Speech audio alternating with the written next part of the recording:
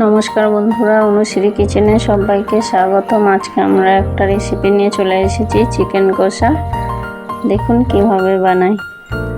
প্রথমে আমি চিকেনগুলো ভালো করে ধুয়ে ম্যারিনেট করে নেব। হলুদ গুঁড়ো আর দেবো কাশ্মীর লঙ্কা গুঁড়ো, আর দিয়ে দেবো লবণ, অল্প পরিমাণ সরষে তেল দেবো, দিয়ে ভালো করে মাখিয়ে নেব।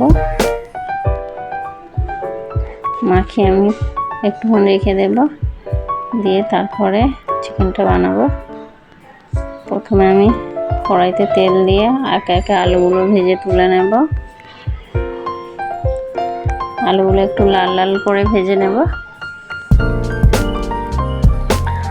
অল্প পরিমাণ হলুদ গুঁড়ো দেব,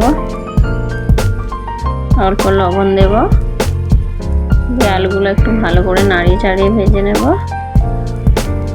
আলুগুলো আমার ভাজা হয়ে গেছে, তুলে নিচ্ছি।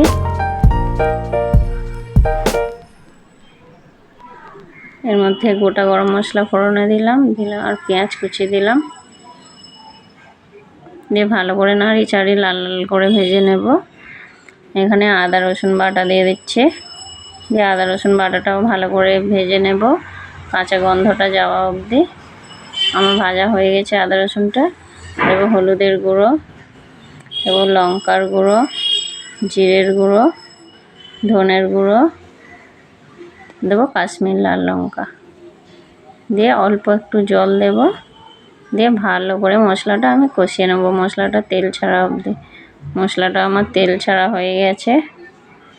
এবার আমি ম্যারিনেট করে রাখা চিকেনগুলো দিয়ে দেবো, দিয়ে ভালো করে নাড়িয়ে চাড়িয়ে নেব। দিয়ে অল্প লবণ দেব। আমি ম্যারিনেটের সময় লবণ দিয়েছিলাম, তাই এখন অল্প দিচ্ছি। মাংসটা আমার কষিয়ে আলুটা দিয়ে একসঙ্গে কষিয়ে নেব, তাতে সেদ্ধটাও তাড়াতাড়ি হয়ে যাবে। তারপর দিয়ে দেবো টমেটো কুচি। মাংসটা আমার কালারটা কত সুন্দর এসেছে দেখুন, কষানো হয়ে এসেছে, তেল ছেড়ে গেছে মাংস থেকে। আমি বেশি জল ব্যবহার করব না এখানে, যেহেতু আমার মাংসটা সেদ্ধ হয়ে গেছে। অল্প সামান্য গরম জল একটু ব্যবহার করব মশলাটা ঠিকঠাক হওয়ার জন্য।